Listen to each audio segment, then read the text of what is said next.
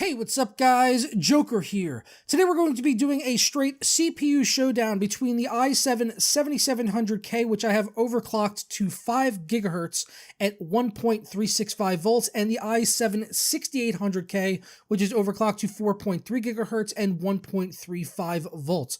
Both of these CPUs are being pushed to the max that I was personally able to get on the ones that I have. The 6800K I've been using for a while here in my main system. The 7700K I just picked up this weekend for $340 over at Micro Center, and at the time of making this video, the 6800K, you can get those for around $425. So I thought this would be a good kind of matchup, as the price is sort of close. I don't really think that $50 to $70 is going to be a major deciding factor for enthusiasts out there if you're running a high-end GPU like the GTX 1080 we're going to be using in our testing here. So I think a lot of enthusiasts out there, especially, high-end GTX 1080 owners, Titan X Pascal, or maybe even SLI users, some people can be on the fence about whether or not they want to get a faster quad core, or if they want to have more cores in general with something like a 6-core 12-threaded part, which for an X99 is fairly reasonable at around $400. You can even find them for just a tad bit less than that if you go up to Micro Center usually. So the sort of the lower end X99 chips can be enticing to a lot of enthusiasts out there. But if your primary focus is just gaming, I was hoping to kind of answer that question here and see what you might be missing out on if you choose to pick up one of the 6 cores, which are going to inevitably clock a lot lower than the Kaby Lake i7 quad cores. Like I said, got that thing up to 5 GHz without breaking a sweat. The 6800K, the ceiling on those is generally about 4.3, 4.4 GHz, kind of on the high end. If you get the real Silicon Lottery winners, you can get around 4.4 GHz, but you're going to be dishing out some serious heat with that processor right there. So I wanted to go through and test on a good slew of games here. So we got some open world titles, we got some games that are going to be able to dish out a lot of frames so that we can see, with the high frequency, how that's able to keep up and dish out the frames, even when the CPU isn't necessarily being bottlenecked by the engine or the open world aspect of the game, just having to deliver more frames to the end user, which if you're a high refresh rate monitor user, that's probably going to be more important to you than having the extra cores. But if you are someone that does maybe Photoshop, video editing, things like that, maybe CAD, and you see the benefits of having the additional cores for you, then certainly getting a 6-core X99 CPU is going to be better for you at the end of the day.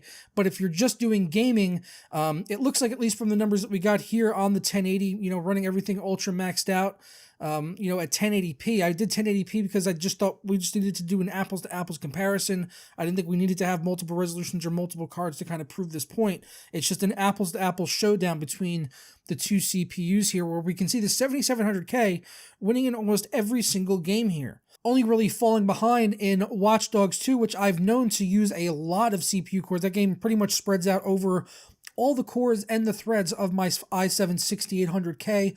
When I'm using it playing that game, I've seen my CPU usage when I'm playing sometimes go up over 90% usage at times.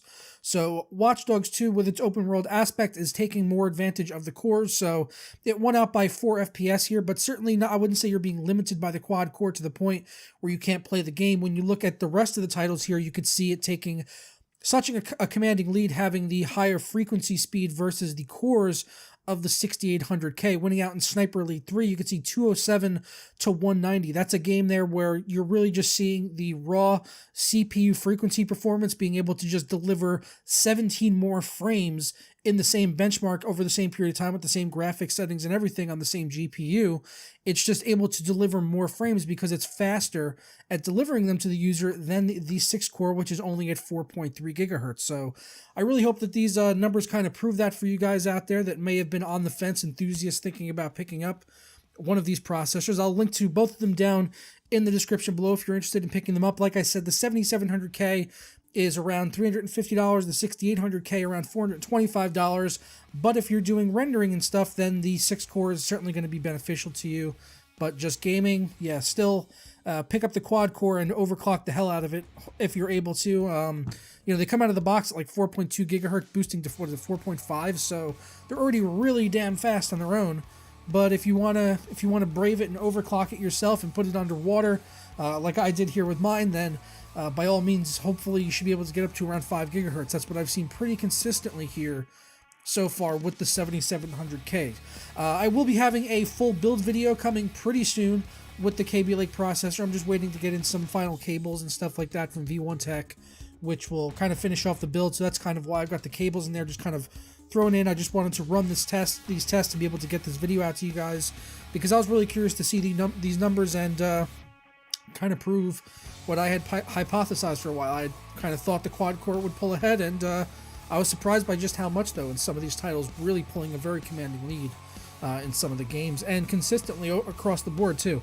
So I'm going to go ahead and get on out of here, guys. Please let me know your thoughts on the testing down in the comments below, and I'll catch you guys next time. Ta-ra.